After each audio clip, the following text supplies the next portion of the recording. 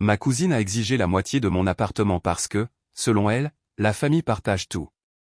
Ma mère a engagé des avocats, affirmant qu'elle méritait des biens égaux. Mon père a témoigné, le sang a des droits de propriété. Ma tante a ajouté, elle a besoin d'une piqûre de rappel sur la famille, et mon oncle a convenu que la richesse familiale devait rester dans la famille. Alors, je leur en ai donné une, la fin les a laissés silencieux. Je n'aurais jamais pensé que le décès de mon grand-père déchirerait notre famille, mais je suppose que c'est ce que l'argent fait parfois. Je m'appelle Ava Johnson. J'ai 27 ans, je travaille comme institutrice de 3e année à l'école élémentaire Roosevelt à Boston. J'ai obtenu mon diplôme universitaire il y a 5 ans avec mon diplôme d'enseignement et j'enseigne depuis. Le salaire n'est pas élevé, mais j'aime travailler avec les enfants. J'ai toujours été proche de mon grand-père, Richard. C'était un homme calme qui a bâti une entreprise de construction prospère à partir de rien, tandis que mes parents, ma tante et mon oncle jouissaient des fruits de son succès. J'étais la seule à passer les week-ends à l'aider dans son atelier, à écouter ses histoires sur le bon vieux temps. Les choses les plus précieuses de la vie, Ava, disait-il, ne sont pas celles que l'on peut acheter. Lorsqu'il est décédé l'hiver dernier, j'ai été dévasté. La famille s'est réunie pour la lecture du testament au cabinet de son avocat en ville. Mes parents, Mark et Diana, étaient assis raides sur leur chaise, ma tante, Patricia, et mon oncle Karl était nerveux, ma cousine, Grace, faisait défiler son téléphone, à peine attentive. Monsieur Peterson, l'avocat de grand-père depuis plus de 30 ans, a ajusté ses lunettes et a commencé à lire. La majeure partie de la succession de grand-père a été divisée également entre ses enfants, mon père et ma tante. Mais ensuite est venue la surprise, à ma petite fille, Ava, qui a compris la valeur du temps par rapport à l'argent, je laisse mon appartement en ville et son contenu. Puisses-tu y trouver autant de paix que moi? L'appartement était un magnifique 2 pièces dans l'un des quartiers les plus prisés de Boston. Grand-père l'avait acheté il y a des décennies comme investissement, et sa valeur avait grimpé en flèche pour atteindre près de 2,4 millions de dollars. La pièce est tombée silencieuse. J'ai senti les larmes monter. Grand-père et moi avions passé d'innombrables heures dans cet appartement, cuisinant ensemble dans la cuisine avec ses grandes fenêtres donnant sur le parc. Je connaissais chaque parquet qui craquait, chaque trace d'eau au plafond. Mon père s'est raclé la gorge. Il doit y avoir une erreur. Monsieur Peterson a secoué la tête. Richard a été très clair sur ses souhaits. Il a modifié son testament il y a 6 mois. Le visage de ma mère est devenu rouge. Cet appartement devrait être partagé entre la famille. Il est beaucoup trop précieux pour ne revenir qu'à une seule personne. Diana, a dit calmement Monsieur Peterson, le testament est juridiquement contraignant. En quittant le bureau, j'ai pu sentir la tension crépiter dans l'air. Personne ne m'a adressé la parole directement, mais j'ai entendu des bribes de chuchotements furieux, complètement injustes, ce n'est qu'une institutrice, elle ne peut même pas apprécier la valeur. Je suis retourné dans mon petit studio loué, toujours en train de traiter ce qui s'était passé. Les clés de la maison de grand-père pesaient lourd dans ma poche. Avec le salaire d'une institutrice, je pouvais à peine me permettre mon loyer actuel, et encore moins les impôts et l'entretien d'une propriété de 2,4 millions de dollars. 3 jours plus tard, j'ai reçu un SMS de ma cousine, Grace, on doit parler. Café demain. Grace et moi n'avons jamais été proches. 2 ans plus jeune que moi, elle a toujours été l'enfant doré de la famille, éducation dans une université de la Ivy League, cheveux parfaits, le genre de confiance qui vient de n'avoir jamais entendu au nom. Nous avons grandi ensemble mais nous nous sommes éloignés à l'adolescence. Pendant que je passais les week-ends avec grand-père, elle passait les siens au country club avec ses parents. Nous nous sommes rencontrés dans un café près de mon école. Grace était impeccable comme toujours, pas une mèche de ses cheveux blonds de déplacés. Elle portait des vêtements de créateur qui coûtaient probablement plus que mon salaire mensuel, et les boucles d'oreilles en diamant à ses oreilles captaient la lumière à chaque fois qu'elle bougeait. J'ai remarqué ses ongles parfaitement manucurés alors qu'elle tapait impatiemment sur la table en m'attendant. Quand je suis entré, elle a à peine levé les yeux de son téléphone. J'ai commandé un simple café noir ou tout ce que je pouvais me permettre avec mon budget et je me suis assise en face d'elle, ressentant déjà la tension familière qui avait caractérisé notre relation depuis l'enfance. « Tu es en retard », a-t-elle dit, bien que j'étais exactement à l'heure. J'ai dû finir de corriger des copies, ai-je simplement répondu, ne voulant pas commencer une dispute. Donc, a-t-elle dit en remuant son latte avec une élégance étudiée, l'appartement. Qu'est-ce qu'il y a, ai-je demandé en enveloppant mes mains autour de ma tasse chaude. Je m'installe. J'ai failli m'étouffer avec mon café. Excusez-moi. Grace a souri. Ce sourire étudié que je l'avais vu utiliser lors des réunions de famille lorsqu'elle voulait quelque chose. Elle s'est penchée en avant, sa montre de créateur scintillant sous les lumières du café. Maman et papa pensent que c'est juste. La famille partage, Ava. Grand-père n'était clairement pas lucide lorsqu'il a fait ce testament. Il aurait voulu que nous partagions.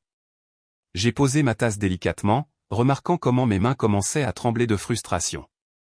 Un couple à la table voisine a jeté un coup d'œil, sentant probablement la tension qui rayonnait entre nous. Grace, ce n'est pas ce que disait le testament. C'était très précis. Elle a fait un geste de la main avec dédain. Les testaments peuvent être contestés. Papa parle déjà à des avocats. L'appartement est légalement à moi, ai-je dit fermement. Le sourire parfait de Grace n'a pas atteint ses yeux. Tu veux vraiment te battre contre toute la famille pour ça? Maman et papa sont furieux. Tes parents aussi. Veux-tu être celle qui est égoïste et qui déchire la famille à cause d'un bien? Je ne déchire rien. Je respecte les souhaits de grand-père. Nous sommes une famille, Ava. La moitié de cet appartement devrait être à moi. Nous pouvons le rénover, le diviser correctement. Je te laisserai même choisir la moitié que tu veux. Laisse-moi être clair, j'ai senti la chaleur monter à mon visage. Grace, l'appartement ne sera pas divisé. Il est à moi. Et soyons réalistes, l'endroit vaut près de 2,4 millions de dollars. Avec mon salaire d'institutrice, je peux à peine me permettre les impôts fonciers, et encore moins les rénovations. Elle s'est penchée en avant. Tu sais que tu as toujours été jalouse de moi. C'est ta façon de te venger de moi pour avoir été la préférée, n'est-ce pas? Ça n'a rien à voir avec toi, ai-je dit en rangeant mes affaires. Grand-père m'a laissé l'appartement parce que nous étions proches. Fin de l'histoire. Ce n'est pas fini, a crié Grace alors que je m'éloignais. La famille partage tout, Ava. Tu verras. J'aimerais pouvoir dire que c'était la fin, mais les paroles de Grace n'étaient que le début de la tempête. Le lendemain, mon téléphone a sonné pendant ma pause déjeuner. C'était ma mère. Ava, nous devons discuter de cette situation concernant l'appartement, a-t-elle dit sans préambule. Maman, il n'y a rien à discuter. Grand-père me l'a laissé. Ton père et moi avons parlé. Grace mérite une part égale. Elle fait aussi partie de la famille. J'ai pincé l'arête de mon nez, regardant mes élèves jouer dehors à travers la fenêtre de la classe. Maman, Grace et moi ne sommes pas des frères et sœurs partageant un héritage de nos parents. C'était la décision de grand-père. Eh bien, ce n'était pas une décision juste. Les parents de Grace soutiennent sa position, et nous aussi. Elle mérite des biens égaux. Des biens égaux, maman? Grand-père a divisé sa succession comme il le voulait. L'appartement est à moi. J'ai déjà parlé à notre avocat. Nous étudions la possibilité de contester le testament. Mon estomac s'est affaissé. Pour quel motif? Influence indue, peut-être. Tu étais toujours avec lui. Toujours avec lui?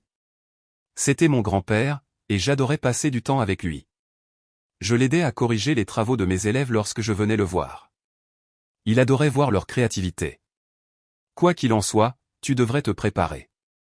Ce ne sera pas aussi simple que tu le penses. Après avoir raccroché, je me suis assise dans ma classe vide, toujours en train de traiter ce qui s'était passé. Ma propre mère menaçait de me poursuivre en justice pour mon héritage. J'ai regardé les dessins d'enfants épinglés à mon tableau d'affichage, des personnages en bâton de famille, des maisons aux cheminées tordues, des cœurs et des arcs-en-ciel. Grand-père avait toujours admiré le travail de mes élèves lorsque je lui apportais. Le lendemain, mon père m'a appelé pendant ma période de préparation. Ava, sois raisonnable, a-t-il dit de sa voix d'avocat sévère. Le sang a des droits de propriété. Grace est aussi la petite-fille de Richard. Papa, tu es avocat d'entreprise. Tu sais que ce n'est pas comme ça que fonctionne le droit successoral. Je sais que les familles ne devraient pas être déchirées par des litiges immobiliers. Donne simplement la moitié de l'appartement à Grace. Ce n'est pas une question de propriété, ai-je insisté.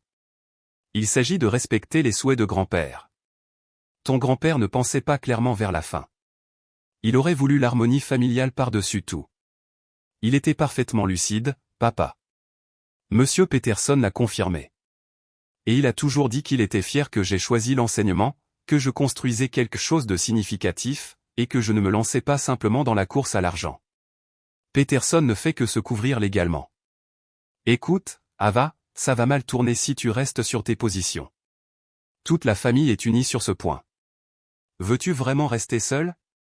Ce soir-là, ma tante Patricia a appelé pendant que je corrigeais des tests de mathématiques. Ava, chérie, a-t-elle dit de cette voix sirupeuse qu'elle utilisait lorsqu'elle voulait quelque chose, je pense que tu as besoin d'une piqûre de rappel sur la famille. Nous avons toujours tout partagé. Tante Patricia, je ne me souviens pas que quelqu'un m'ait proposé de partager avant. Ce n'est pas juste. Nous avons toujours été généreux, a-t-elle rétorqué. Comme lorsque Grace a eu une voiture pour ses 16 ans, et toi une carte. C'était différent. Ta cousine avait besoin, j'avais besoin de choses aussi, tante Patricia. Comme de l'aide pour mes prêts étudiants ou un soutien lorsque j'avais du mal à joindre les deux bouts avec le salaire d'une institutrice. Mais ce n'est pas une question de passé. Grand-père t'a laissé l'appartement pas à la famille, pas à Grace à toi. Eh bien, ton oncle et moi sommes en désaccord, la voix bourrue de Karl, mon oncle, est intervenue. Écoute bien, jeune fille. La richesse familiale doit rester dans la famille. Elle reste dans la famille, ai-je dit, avec moi. Tu sais ce que je veux dire. Elle devrait être répartie équitablement. Elle a été répartie selon les souhaits de grand-père, a dit Karl. Richard ne pensait pas clairement, et si tu insistes pour être têtu, nous sommes prêts à porter l'affaire devant les tribunaux nous tous.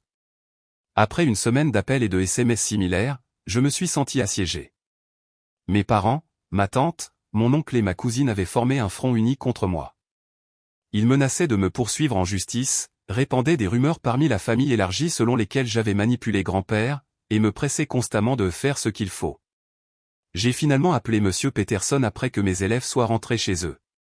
Ils s'en prennent tous à moi, lui ai-je dit. Peuvent-ils vraiment contester le testament? Ils peuvent essayer, a-t-il dit, mais Richard a été très prudent. Il a subi une évaluation psychologique avant de modifier son testament, précisément pour éviter de telles contestations. Il a anticipé la résistance. Il savait qu'il réagirait de cette façon. Ava, ton grand-père était un homme rusé. Il comprenait sa famille mieux qu'il ne le pensait. Il m'a laissé une lettre pour toi, au cas où quelque chose comme ça arriverait. Une lettre? Oui. Tu devrais peut-être passer au bureau pour la lire. Le lendemain, je me suis assise dans le bureau de Monsieur Peterson après l'école alors qu'il me tendait une enveloppe sur laquelle mon nom était écrit de la main tremblante de grand-père. Richard a subi cette évaluation psychologique 18 mois avant son décès, a expliqué Monsieur Peterson en me montrant un document médical daté. Et il a modifié son testament 1 an avant sa mort, et non pas 6 mois comme je l'ai dit à ta famille. J'ai pensé qu'il était prudent d'être vague sur la chronologie, compte tenu de leur réaction. Donc, il planifiait ça depuis longtemps. Ton grand-père était un homme prudent. Il voulait s'assurer que ses souhaits seraient juridiquement irréfutables. J'ai hoché la tête et j'ai ouvert la lettre. Cher Ava. Si tu lis ceci, c'est que les loups sont à la porte. J'ai toujours su que mon dernier acte pourrait causer la discorde, mais j'ai confiance en toi pour le gérer avec la grâce et la sagesse que tu as toujours démontrées. L'appartement est à toi, libre et clair, mais il s'accompagne d'une épreuve ou une épreuve de caractère, non seulement pour toi, mais pour notre famille. Leur réaction te dira tout ce que tu as besoin de savoir sur ce qu'ils sont vraiment. Au fond de mon atelier, derrière la boîte à outils rouge, il y a un coffre-fort. La combinaison est ta date d'anniversaire. À l'intérieur, tu trouveras quelque chose qui pourrait t'aider à naviguer dans ces eaux troubles. Souviens-toi de ce que je t'ai appris, les choses les plus précieuses ne peuvent être achetées ni vendues. Oh, mon amour. Grand-père. J'ai essuyé les larmes de mes yeux et j'ai plié la lettre soigneusement. Qu'y a-t-il dans le coffre-fort, ai-je demandé. Monsieur Peterson a légèrement souri. Je ne sais pas. Richard a gardé certains secrets, même à son avocat. Ce soir-là, je suis allé chez grand-père maintenant détenu conjointement par mon père et ma tante, selon le testament en utilisant ma clé de rechange. Je suis entré discrètement et je me suis rendu à l'atelier au sous-sol. Tout était exactement comme il l'avait laissé, l'établi avec des projets inachevés, les murs bordés d'outils soigneusement rangés, la faible odeur de sueur et de vernis. Je me souviens avoir apporté ici le matériel de classe cassé de mes élèves. Grand-père m'avait appris à les réparer, en disant « Un bon professeur trouve le moyen de faire fonctionner les choses ». Derrière la boîte à outils rouge, comme le disait la lettre, il y avait un petit coffre-fort encastré dans le mur. J'ai entré ma date d'anniversaire, et la porte s'est ouverte. À l'intérieur se trouvait un journal relié en cuir et une clé USB étiquetée « Vérité familiale ». J'ai pris les deux objets et je suis parti avant que quelqu'un ne découvre que j'avais été là. De retour dans mon petit appartement, je me suis installé sur mon canapé usé avec une tasse de thé ou le même canapé que grand-père m'avait aidé à choisir dans un magasin d'occasion lorsque j'avais emménagé seul après l'université. De bonnes bases, avait-il dit en tapant sur le cadre, celui-ci durera, tout comme toi dans cette salle de classe. J'ai d'abord ouvert le journal. C'était un compte rendu détaillé des finances de la famille remontant à 20 ans. Grand-père avait méticuleusement documenté chaque prêt, chaque cadeau, chaque retrait temporaire de ses comptes par mes parents, ma tante et mon oncle. Les montants étaient considérables. Mon père avait emprunté près de 300 000 $ au cours des années pour des entreprises ratées dont il n'avait jamais parlé. Ma tante et mon oncle avaient pris près de 500 000 $ pour leur maison, les études de Grèce, des vacances de luxe, 3 achats de voitures et diverses urgences. Rien de tout cela n'avait jamais été remboursé. Selon les notes de grand-père, il a calculé les intérêts composés sur ses prêts à un taux annuel modeste de 3%, le même que celui que son compte d'investissement avait rapporté. Avec ces intérêts pris en compte, la dette de mon père était passée à environ 425 000 $, tandis que le total de ma tante et de mon oncle approchait les 680 000 $. Il y avait aussi des entrées plus petites sur des promesses rompues, des visites du dimanche annulées, des anniversaires oubliés. La dernière entrée datait de quelques semaines avant sa mort. Ava est la seule qui me rend visite sans rien vouloir, la seule qui écoute mes histoires sans regarder l'heure. Elle m'apporte des photos de sa classe, me parle de ses élèves. L'appartement lui reviendra, les autres ont déjà pris plus que leur part. Il y avait aussi une comptabilité des bijoux que ma mère avait pris. Les pièces avaient été explicitement cataloguées dans un document séparé comme collection familiale à partager entre les descendantes. Selon les notes de grand-père, ma mère avait retiré ces objets de son coffre-fort alors qu'il était hospitalisé pour une pneumonie 3 mois avant sa mort. La valeur estimée était de 150 000 $, et avec le même calcul d'intérêt de 3%, cette dette était passée à environ 157 000 $. Les mains tremblantes, j'ai branché la clé USB. Elle contenait des enregistrements audio des conversations entre grand-père et le reste de la famille. J'y ai entendu mes parents, ma tante et mon oncle demander de l'argent à plusieurs reprises, faire des promesses vagues de venir plus souvent, s'irriter lorsqu'ils parlaient trop longtemps du passé. Il y avait aussi un fichier vidéo. J'ai cliqué sur lecture et j'ai vu grand-père assis dans son fauteuil préféré, regardant directement la caméra. « Ava, a-t-il dit, les yeux brillants malgré son apparence fragile, si tu regardes ceci, c'est qu'ils te font des problèmes à propos de l'appartement. Prévisible, n'est-ce pas ? Ils n'ont jamais compris que je gardais la marque tout au long, non pas par mesquinerie, mais parce que le caractère compte. » Il s'est déplacé sur sa chaise, se penchant en avant. « Maintenant, tu as un choix à faire. Tu peux céder à leurs demandes pour la paix, ou tu peux tenir bon et leur donner une leçon précieuse. Quoi que tu décides, j'ai confiance en toi. Mais si tu choisis le chemin le plus difficile, souviens-toi, parfois les gens ont besoin de faire face à la vérité. » La vidéo s'est terminée, et je suis restée silencieuse longtemps. Ils avaient pris et pris à grand-père pendant des années, donnant rarement quelque chose en retour, et maintenant ils voulaient prendre aussi à moi tout en prétendant que la famille partage tout. Ce soir-là, j'ai pris ma décision. Je tiendrai bon, mais je le ferai à la manière de grand-père, avec une planification minutieuse et un œil sur l'objectif ultime, non pas la vengeance, mais la révélation, une piqûre de rappel sur la famille, comme il prétendait que j'en avais besoin. En tant qu'institutrice, je savais que parfois les leçons les plus difficiles étaient les plus importantes. Au cours des jours suivants, j'ai rassemblé mes ressources. J'ai fait des copies du journal de grand-père et des fichiers de la clé USB. J'ai consulté Monsieur Peterson sur ma situation juridique, solide comme le roc, et un autre avocat sur ma contre-attaque prévue, juridiquement valable, même si elle est non conventionnelle. Mon nouvel avocat a également confirmé que les enregistrements de grand-père avaient été obtenus légalement, car il avait été partie prenante à ces conversations, le Massachusetts étant un état de consentement à une seule partie pour les enregistrements. J'ai passé mon week-end à planifier cela comme je planifiais une conférence parents-enseignants difficile, avec une documentation sur la vaccination et des objectifs clairs. Puis j'ai envoyé un texto de groupe à mes parents, ma tante, mon oncle et Grèce, réunion de famille samedi à 14 h, appartement de grand-père. Résolvons cette situation une fois pour toutes. Ils ont tous répondu rapidement, pensant probablement que j'étais prête à capituler. Ma mère, enfin, tu fais preuve de raison assez bien. Mon père, j'apporterai les documents nécessaires. Ma tante, il était temps que tu comprennes ce que signifie la famille. Mon oncle, décision intelligente. Grace, je veux la chambre principale. Samedi, je suis arrivé à l'appartement 1 heure plus tôt pour me préparer. J'ai installé des chaises dans le salon face au grand téléviseur au mur. J'ai posé une pile de documents sur la table basse et j'ai pris une profonde inspiration, me rappelant les paroles de grand-père, parfois, les gens ont besoin de faire face à la vérité. J'ai erré dans les pièces, passant mes doigts sur les surfaces familières, la bibliothèque où grand-père gardait sa collection de romans policiers, le comptoir de la cuisine où nous avions déroulé des biscuits de Noël chaque décembre, le siège de la fenêtre où il s'asseyait pendant les orages, affirmant qu'il lui donnait de l'énergie pour réfléchir. Chaque coin gardait des souvenirs que les autres ne s'étaient jamais donné la peine de créer. La sonnette a sonné à 14 heures précises. Ma famille avait toujours été ponctuelle lorsqu'elle pensait que de l'argent était en jeu. Ils sont arrivés en groupe, entrant avec l'air confiant de personnes qui croient avoir déjà gagné. Ma mère portait son collier de perles, celui de la collection de grand-père qui aurait dû être partagé. Mon père portait sa mallette, sans doute remplie de documents juridiques. Tante Patricia a scanné l'appartement avec des yeux calculateurs, probablement déjà en train de redécorer mentalement.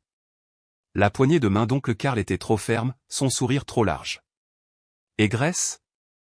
Grace avait l'air d'assister à une fête de victoire, vêtue d'une tenue qui semblait choisie pour emménager dans mon nouvel appartement. Des photos ? Allons-y vite, a dit mon père en s'asseyant. Nous avons une réservation au restaurant à 19 heures. Oh, ça ne prendra pas longtemps, ai-je répondu. J'ai apporté des échantillons de peinture, a dit Grace en levant son téléphone. Je pense refaire la cuisine en bleu ardoise. Concentrons-nous d'abord sur l'accord, a interrompu ma mère. Ava, nous avons fait rédiger des documents pour une division égale de la propriété. En fait, ai-je dit en me tenant devant eux, j'ai une autre proposition. Ma tante a souri légèrement. Ava, nous avons déjà passé par là. La famille est unie. Oui, vous l'avez dit clairement. Vous pensez que la famille partage tout, n'est-ce pas? Que le sang a des droits de propriété. Que la richesse familiale doit rester dans la famille. Exactement, a fait signe de la tête mon oncle avec emphase. J'ai réfléchi à ces principes, ai-je continué, et je réalise que vous avez absolument raison. La famille devrait partager équitablement. Ils ont échangé des regards triomphants. Alors j'ai pris la télécommande. Avant de signer quoi que ce soit, j'ai pensé que nous devrions revoir ce que cela signifie dans la pratique. J'ai allumé le téléviseur, qui affichait un tableur intitulé « Partage familial, une comptabilité complète ». Qu'est-ce que c'est ? A demandé mon père en fronçant les sourcils. Cela, papa, est un registre détaillé de la façon dont notre famille a partagé la richesse de grand-père au cours des 20 dernières années. J'ai parcouru la feuille de calcul, surlignant la section de chaque membre de la famille. Papa, tu as emprunté 297 500 $ pour tes diverses entreprises, aucune n'ayant été remboursée. Avec un intérêt composé de 3% par an, le même taux que celui du compte de placement de grand-père, cela représente aujourd'hui 425 000 $. Le visage de mon père rougit. C'était des investissements, Richard voulait faire remarquer. Drôle, ce n'est pas ce qu'il a écrit dans son journal ni ce qu'il a dit dans les enregistrements. J'ai joué un extrait où mon père faisait pression sur grand-père pour obtenir de l'argent, promettant de le rembourser dès que l'entreprise décollerait.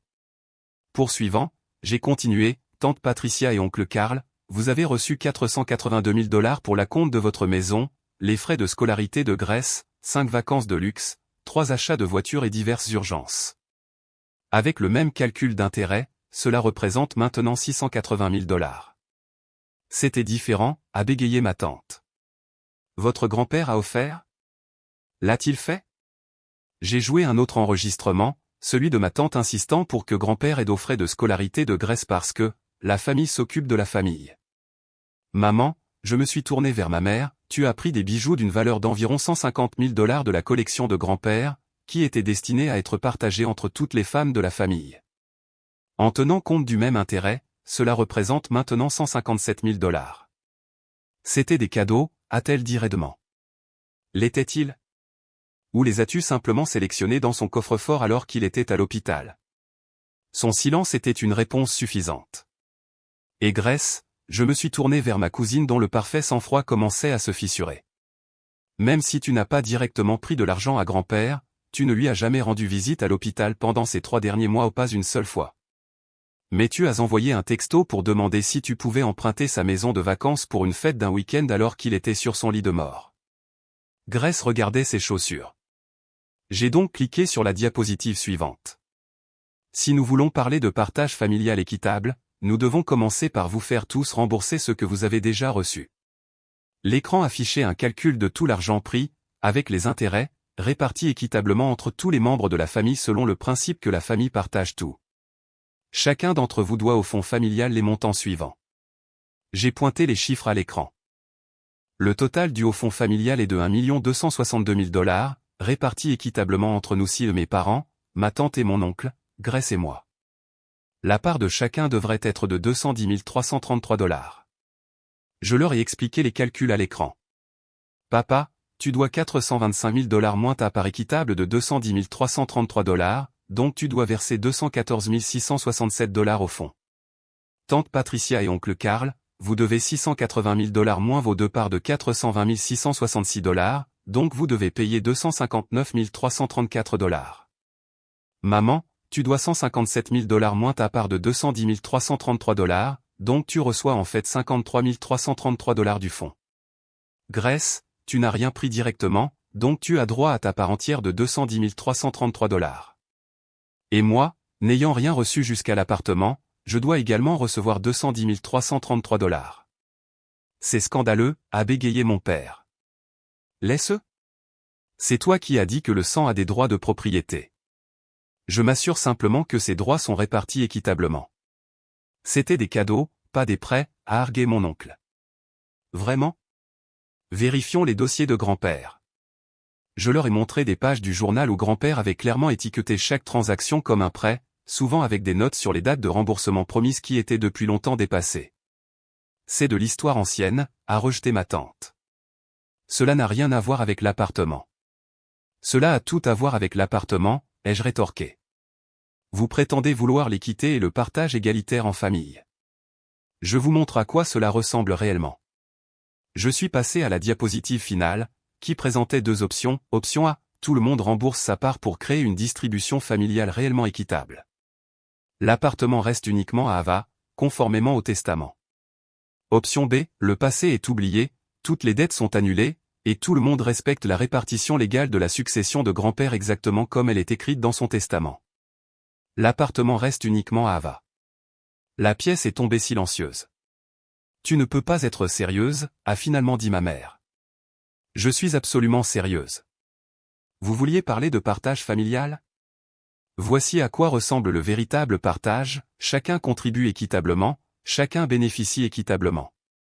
Nous n'avons pas ce genre d'argent qui traîne, a protesté mon oncle. Je n'ai pas non plus la moitié d'un appartement à donner, ai-je répondu. Pourtant, vous vous attendez à ce que je fasse exactement cela avec le salaire d'une enseignante. J'ai déjà du mal à payer les impôts fonciers. C'est différent, a insisté mon père. Comment? Parce que c'est toi qui devrais faire un sacrifice cette fois-ci? Personne n'a su répondre à cela. Voici mon offre finale, ai-je dit, en posant un dossier sur la table. Option B, nous repartons tous avec ce que grand-père nous a légalement laissé. Personne ne conteste le testament, personne ne demande quoi que ce soit de plus, et nous essayons de redevenir une vraie famille ou une famille qui respecte les limites et les droits de chacun. Et si nous ne sommes pas d'accord, a demandé ma tante froidement. Alors je vous verrai au tribunal, avec ces dossiers, ces enregistrements et le journal de grand-père. Monsieur Peterson m'assure que le testament est béton, surtout avec l'évaluation psychologique que grand-père a subie avant de le signer. Mais je suis sûr que le drame familial ferait un témoignage intéressant. Ils échangèrent des regards, une conversation silencieuse passant entre eux. Tu as changé, a dit ma mère accusatrice. Non, maman, j'ai juste enfin vu la famille clairement. Grand-père a tout vu. Et en tant qu'enseignante, je sais que parfois les gens ont besoin d'apprendre des leçons difficiles avant de pouvoir grandir. Je leur ai laissé le temps de digérer tout cela, me rendant dans la cuisine pour préparer du café. À mon retour, ils étaient regroupés, chuchotant intensément. D'accord, a finalement dit mon père. Nous acceptons votre option B. Le testament est maintenu tel quel. Tout le testament, ai-je précisé. Plus aucun recours contre aucune partie de celui-ci. Oui, a-t-il accepté à contre-cœur. Monsieur Peterson a rédigé des documents, j'ai distribué des copies d'un simple accord stipulant qu'il ne contesterait en aucun cas le testament. Un par un, ils ont signé. On en a fini, a demandé mon oncle sèchement. Presque, ai-je dit. Il y a une autre chose que grand-père voulait que je partage avec vous. J'ai joué le dernier fichier vidéo du lecteur USB. Grand-père est apparu à l'écran, semblant plus énergique que dans les enregistrements précédents. Si vous regardez ceci, a-t-il commencé, alors Ava a tenu bon. Bravo à elle. Il a ri. Le reste d'entre vous pourrait être en colère en ce moment. Vous pourriez penser qu'elle est égoïste ou ingrate, mais demandez-vous, quand est-ce que vous m'avez rendu visite pour la dernière fois sans rien demander? Quand est-ce que vous avez écouté mes histoires pour la dernière fois sans regarder vos montres? Il s'est penché en avant, les yeux intenses. L'appartement n'a jamais été une question d'argent, c'était une question de reconnaissance. Ava a reconnu la valeur de notre temps passé ensemble, le reste d'entre vous n'a vu que la valeur de mon chéquier. Il s'est assis en arrière, son expression s'adoucissant. Mais il n'est pas trop tard. La famille est en effet précieuse lorsqu'elle est construite sur l'amour et le respect, et non sur le droit. Apprenez de cela, soyez meilleurs, et peut-être, juste peut-être, vous découvrirez qu'Ava a hérité de moi plus qu'un simple appartement, elle a hérité de mon espoir que cette famille puisse guérir. L'écran est devenu noir, et la pièce est restée silencieuse. Grace a été la première à parler, sa voix petite. Je suis désolé, Ava. Je haine. Je n'y ai jamais pensé de cette façon. Ma tante a essuyé une larme. Votre grand-père avait raison. Nous l'avons pris pour acquis. Nous l'avons tous fait. Ma mère a admis. Mon père et mon oncle sont restés silencieux, mais le combat s'était éteint en eux. Alors, maintenant, a demandé Grace. Maintenant, ai-je dit, nous essayons d'être la famille que grand-père espérait que nous puissions être. Les semaines qui ont suivi ont été difficiles. Les réunions de famille étaient tendues, les conversations étaient hésitantes, mais lentement, quelque chose a commencé à changer. Mon père a appelé un soir, me demandant si je voulais aller déjeuner, aucun ordre du jour, a-t-il promis, juste le déjeuner. Nous nous sommes rencontrés dans un petit délit que grand-père aimait. Pendant les premières minutes, nous avons mangé dans un silence inconfortable. J'ai réfléchi à ce que votre grand-père a dit, a-t-il finalement proposé, à propos de rendre visite sans rien vouloir. J'ai hoché la tête mais je ne l'ai pas interrompu. Il avait raison. Je ne me souviens pas de la dernière fois où j'ai simplement passé du temps avec lui, ou avec toi, d'ailleurs. Il n'est pas trop tard pour nous, papa. Il a souri tristement. Je l'espère.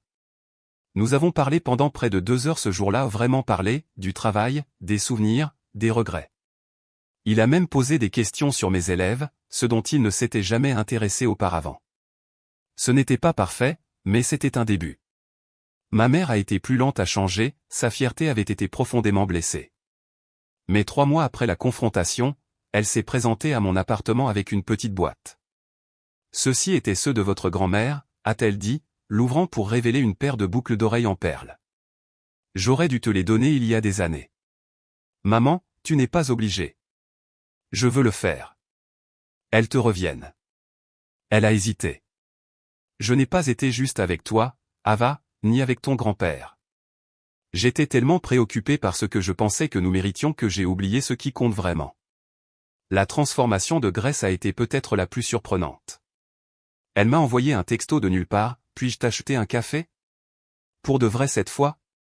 Pas de discussion sur l'appartement. Nous nous sommes rencontrés au même café qu'avant, mais la conversation n'aurait pas pu être plus différente. J'ai beaucoup réfléchi, a-t-elle dit, à grand-père, à toi, à moi, et j'ai été horrible avec vous deux.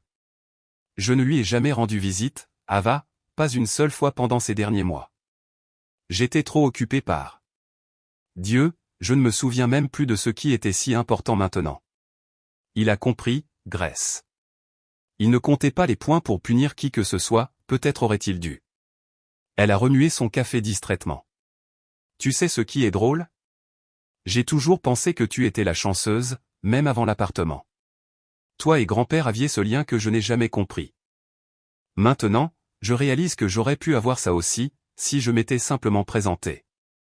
Il n'est pas trop tard pour te présenter maintenant, lui ai-je dit, pour d'autres relations dans ta vie. Elle a hoché la tête pensivement. J'aimerais me présenter. Il a fallu plusieurs autres rendez-vous pour prendre un café, des déjeuners partagés, et même quelques sorties du week-end avant que je ne croie pleinement que le changement de Grace était authentique. Elle avait encore des moments de son ancienne attitude de droit, mais elle se reprenait rapidement et faisait de sincères efforts pour écouter plus qu'elle ne parlait. Ma tante et mon oncle ont mis plus de temps à changer, mais 6 mois après la confrontation, ils m'ont invité à dîner chez eux, ce qui ne s'était pas produit depuis des années. Nous avons été injustes envers toi, a admis ma tante au dessert. Pendant longtemps.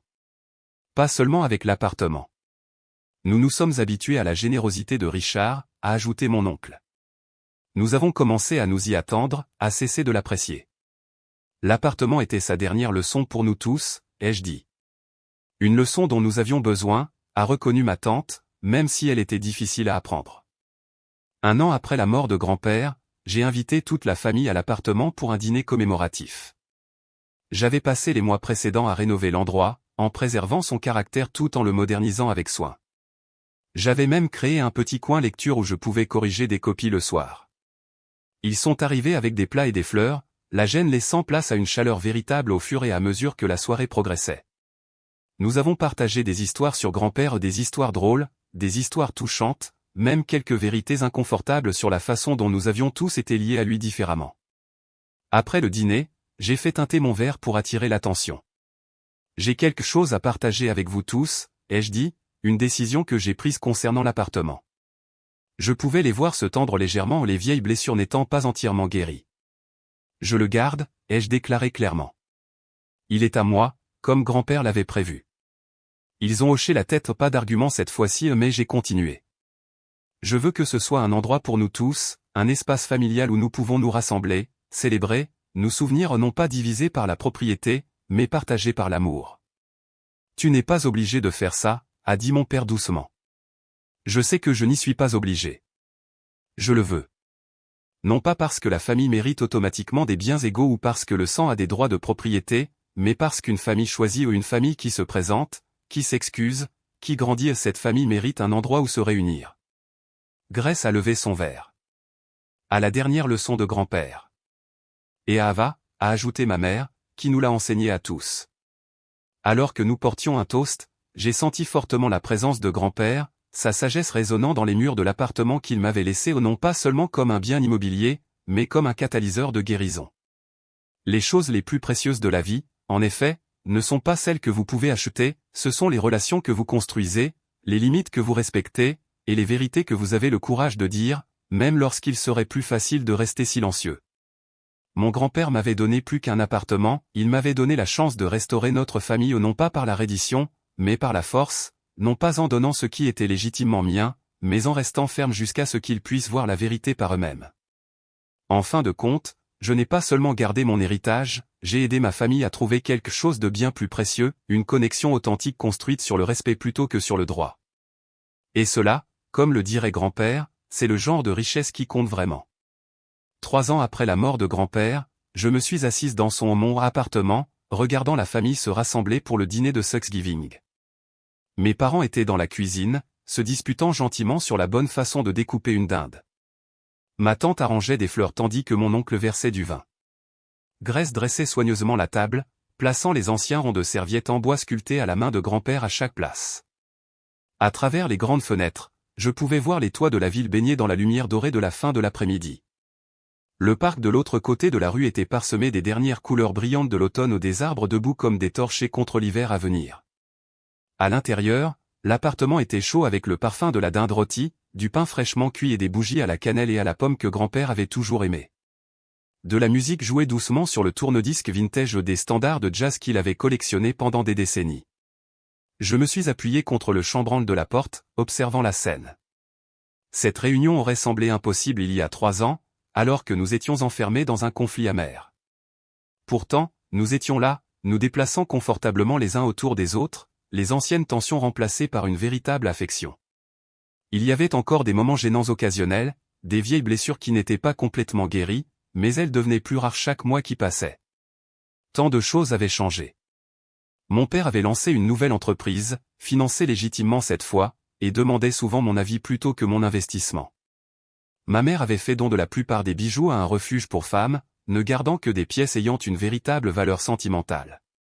Ma tante et mon oncle avaient réduit la taille de leur maison, utilisant le produit pour rembourser leurs dettes et créer une bourse au nom de grand-père à l'école professionnelle locale. Et Grace, peut-être la plus transformée de toutes, avait complètement changé de carrière.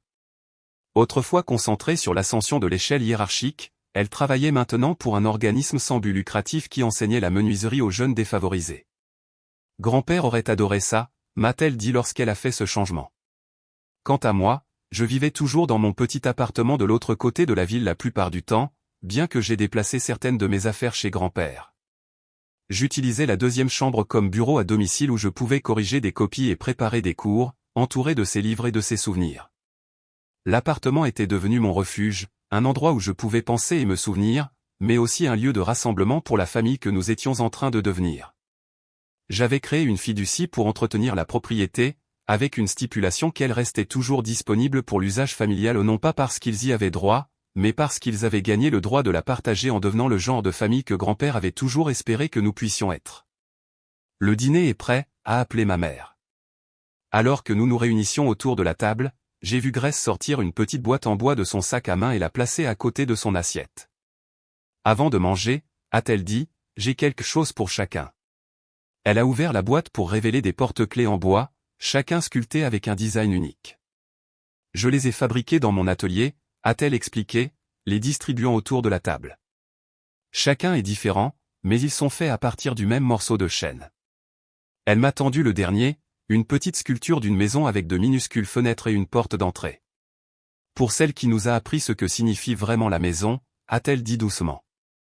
J'ai retourné le porte-clés et j'ai vu une minuscule inscription au dos, les choses les plus précieuses ne peuvent être achetées ni vendues. Les mots de grand-père, qui perdurent. Je pense qu'il serait fier de nous, a dit mon père, la voix rauque d'émotion. De nous tous. J'ai regardé autour de la table ces gens qui avaient autrefois été des adversaires dans une amère bataille d'héritage. Maintenant, ils étaient simplement une famille imparfaite, en voie de guérison, authentique. Oui, ai-je répondu, rangeant le porte-clés dans ma poche. Je pense qu'ils le seraient. Nous avions donné au dernier souhait de grand-père la seule fin qui comptait vraiment, celle où les leçons ont survécu à l'enseignant, et où le véritable héritage n'était pas compté en mètres carrés ou en dollars, mais dans les relations que nous avions reconstruites à partir des fondations. En fin de compte, je n'avais pas seulement gardé un appartement, j'ai gagné une vraie famille, et cela valait plus que toutes les propriétés du monde. Alors que nous nous tenions la main autour de la table pour la grâce, j'ai pensé à mes élèves qui retourneraient à l'école lundi, plein d'histoires sur leur propre célébration de Thanksgiving. J'écouterais chacun d'eux, tout comme grand-père avait écouté mes histoires à leur sujet.